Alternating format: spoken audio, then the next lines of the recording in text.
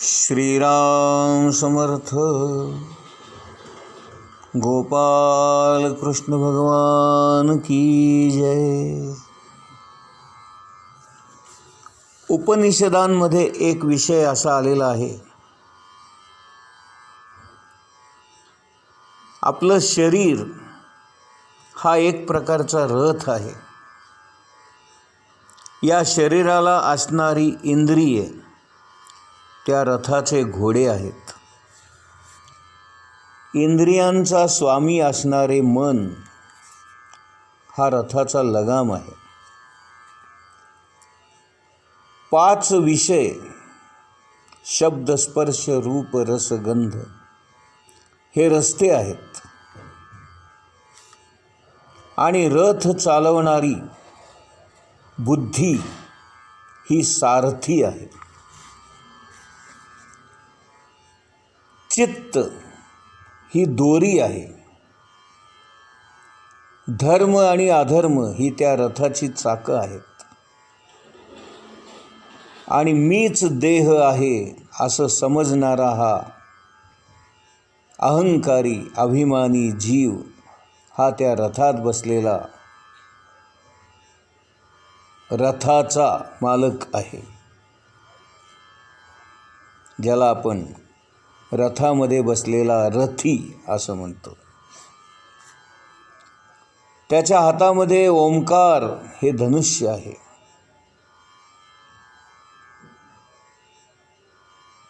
आणि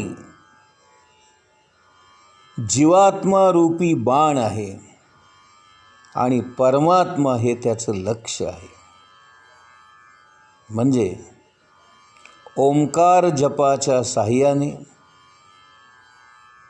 जीवाला म्हणजे त्या बाणाला परमात्म्यामध्ये विलीन करायचं आहे.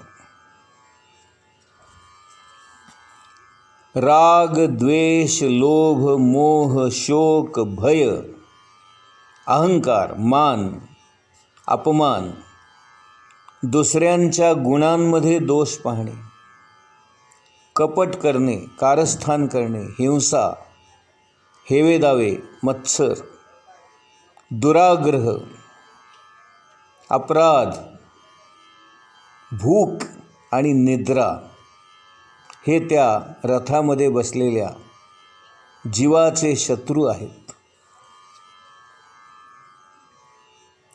गुरुदेवांच्या चरणकमलाची सेवा करून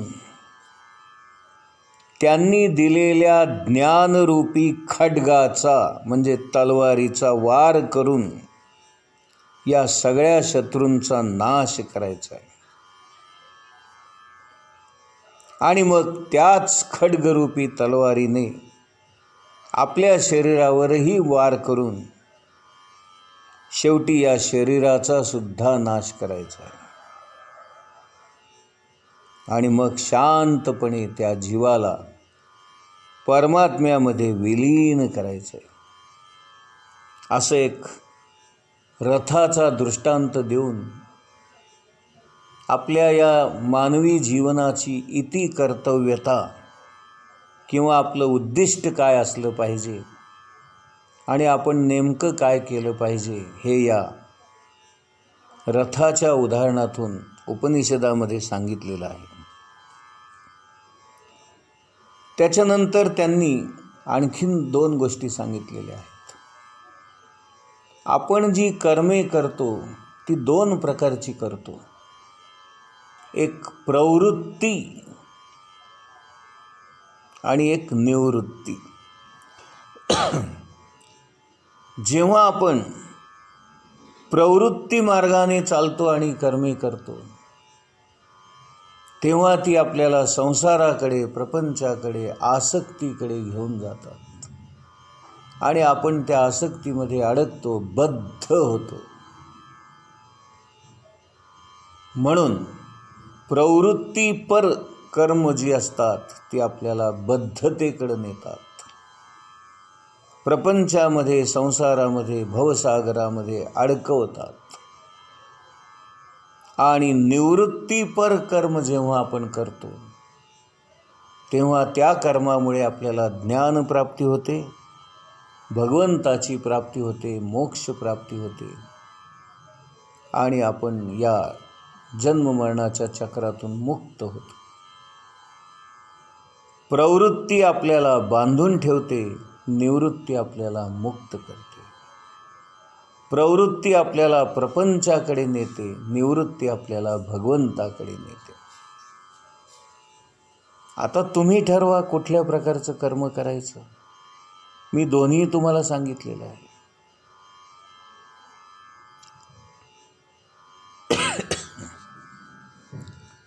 मी, माझं, मला आणि या देहाचा भाव, देहभाव, हे सगळं प्रवृत्तीपर कर्मामध्ये येतं. मी म्हणजेच देह आणि या मीचं अस्तित्व जपण्यासाठी आपण या देहाचं जे काही लाड करतो, कौतुक करतो, त्या देहाला अंजारतो, गोंजारतो, चुचकारतो, त्याचे चोचले पुरवतो, त्याला काय हवं नको ते पाहतो, त्याला सजवतो, त्याला नटवतो. आपलं सगळं आयुष्य देह आणि देहाच्या अनुषंगाने केलेल्या कर्मामध्येच वाया जातं आणि म्हणून याला प्रवृत्तीपर कर्म असं म्हणतात. आणि देहभाव जेव्हा आपला नाहीसा होतो आणि आत्मभाव जेव्हा जागृत होतो आणि भगवंताच्या प्राप्तीसाठी आपण जी काही साधना, तपश्चर्या, जप, तप करतो त्यांना निवृत्तीपर कर्मे असं म्हणतात. दासबोधामध्ये नवविधा भक्ती सांगितलेली आहे. श्रवण, कीर्तन, नामस्मरण, पूजन, वंदन, सख्य, दास्य आणि आत्मनिवेदन, अशा प्रकारे 9 प्रकाराने आपल्याला भक्ती करता येते. म्हणून भक्ती मार्गाने, प्रेम मार्गाने आणि निवृत्तीपर कर्म मार्गाने जर आपण गेलो तर निश्चितपणे आपल्याला भगवंताची प्राप्ती होते. आणि देह मार्गाने, देहाच्या मार्गाने, देहाचे चोचले पुरवण्याच्या मार्गाने प्रवृत्तीपर कर्म जर आपण करू लागलो तर आपल्याला संसार आणि प्रपंच प्राप्त होतो आणि त्यामध्ये आपण अडकतो, आपली आसक्ती वाढते.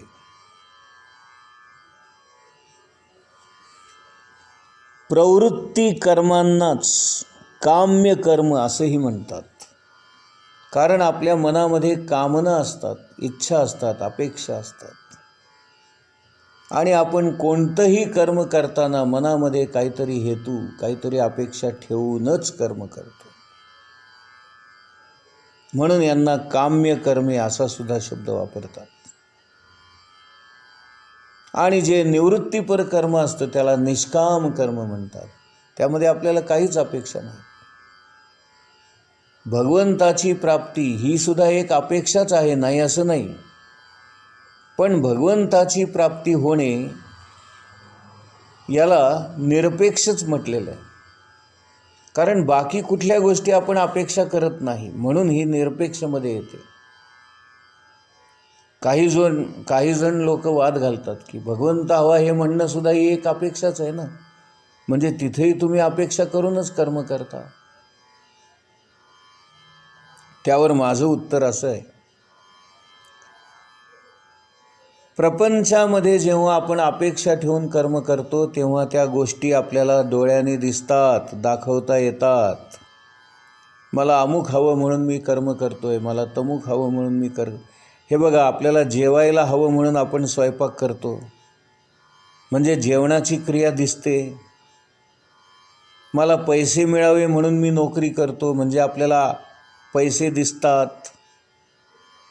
मला सुख मिळावं म्हणून मी धडपडतोय, ते सुख आपल्याला कळतं, नाही का? मला समाजामध्ये मान प्रतिष्ठा मिळावी, मान सन्मान मिळावा म्हणून मी छान शोकीने राहतो, गाडीतून फिरतो,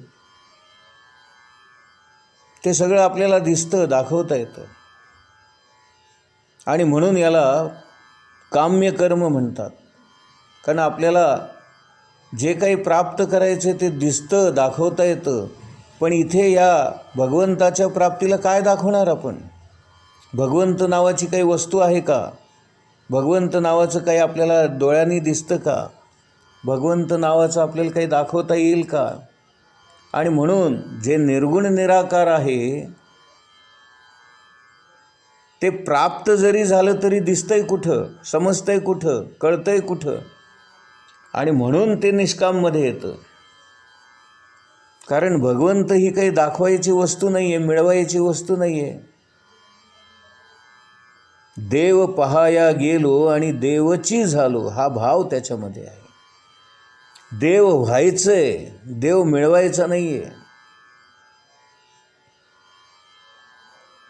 आत्मज्ञान मिळवायचंय म्हणजे आत्मज्ञान व्हायचंय आपण. मी जीव आणि तो आत्मा हा भेद काढून टाकायचा आहे. मी त्याचा अंश आहे, मी आत्म्याचाच अंश आहे आणि आत्म्याचाच अंश मी आत्म्यामध्येच मिळतो आहे, हा भाव ठेवून आपण आत्मसमर्पण करायचं आहे. आपला आत्मा त्याच्या आत्म्यामध्ये मिळवायचा आहे. दोन आहेत त्याचं एक व्हायचं आहे, एकत्रीकरण व्हायचं आहे. द्वैत मिटवून टाकायचं आहे, अद्वैतामध्ये आपल्याला जायचं आहे. आणि म्हणून या कर्माला निष्काम कर्म म्हणतात. आणि प्रपंचामध्ये, संसारामध्ये जे कामं करतो त्याला काम्य कर्म म्हणतात. कामना, इच्छा, अपेक्षा या आपल्याला दिसतात, दाखवता येतात. काहीतरी मिळवायचं असतं आणि जे मिळवायचं असतं ते आपल्याला दिसतं, दाखवता येतं. पण इथं भगवंत मिळवला आहे हे दाखवता येत नाही, किंवा मला भगवंत मिळाला आहे हे सांगायला मी शिल्लक राहत नाही. म्हणून याला निष्काम कर्म म्हणायचं. वेदांमध्ये याबद्दल विस्तृत असं वर्णन केलेलं आहे. आणि वेद सांगतात, युधिष्ठिरा, स्वधर्माच्या स्वकर्माच्या अनुष्ठानाने भगवत भक्त असणारा मनुष्य घरात जरी राहिला तरीसुद्धा घरात राहून तो स्वधर्म आणि स्वकर्माचं पालन करून निष्काम कर्म करून भगवंताला प्राप्त करू शकतो. युधिष्ठिरा, तुम्ही आपले स्वामी भगवान श्रीकृष्णांच्या कृपेने मोठमोठ्या विपत्ती आपत्ती पार करून गेलातच ना. त्यांच्या चरणकमलांची सेवा केल्यामुळे तुम्ही हे सारं भूमंडळ जिंकून घेतलंच ना. त्यांच्याच कृपेने तुम्ही राजसूय यज्ञ करू शकलात ना, नाही का? अशा रीतीने नारद मुनी युधिष्ठिराला हे सगळं ज्ञान सांगतायत. आणि हीच कथा शुकाचार्य आपल्या पुढे बसलेल्या राजा परीक्षिताला सांगतो आहे. या निमित्ताने नारद मुनी आपल्याच पूर्वजन्माच्या कथा युधिष्ठिराला सांगतायत. हे युधिष्ठिरा, पूर्वजन्मी मी स्वर्गामधला एक गंधर्व होतो आणि मला सर्व गंधर्वांमध्ये मोठा मान मिळत होता. मी अत्यंत सुंदर दिसत होतो, त्यामुळे अर्थातच स्वर्गातील अप्सरा आणि इतर स्त्रिया माझ्यावर अत्यंत प्रेम करत. त्या प्रेमामध्ये मी बुडून गेलो होतो. त्यामुळे अनायसेच मला या सगळ्या गोष्टींचे भोग भोगायला मिळाले. त्यामुळे मी उन्मत्त झालो, भोग भोगून विलासी झालो आणि मी त्याच्यातच हरवून गेलो. एकदा देवांचं ज्ञानसत्र सुरू असताना भगवंताच्या लीलांचं गायन करण्यासाठी गंधर्वांना बोलवलं होतं आणि नृत्य करण्यासाठी अप्सरांनाही बोलवलं होतं. मी स्वर्गातला गंधर्व असल्यामुळे मी सुद्धा तिथे गायन करण्यासाठी गेलो होतो.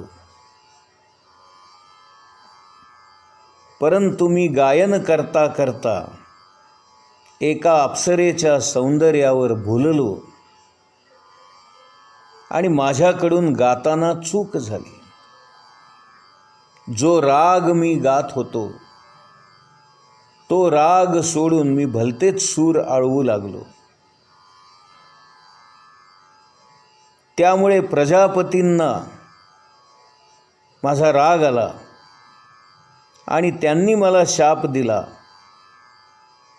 की तू इथे आमच्यासमोर हे सगळं असं विचित्र वर्तन करतो आहेस आणि त्यामुळे तू लवकरच शूद्र जातीमध्ये जन्माला जाशील. आणि म्हणून गंधर्व असणारा मी या पृथ्वी तलावर एका दासीच्या पोटी जन्माला आलो आणि तेव्हापासून दासी पुत्र म्हणून हिणवला जाऊ लागलो. गोपाल कृष्ण भगवान की जय.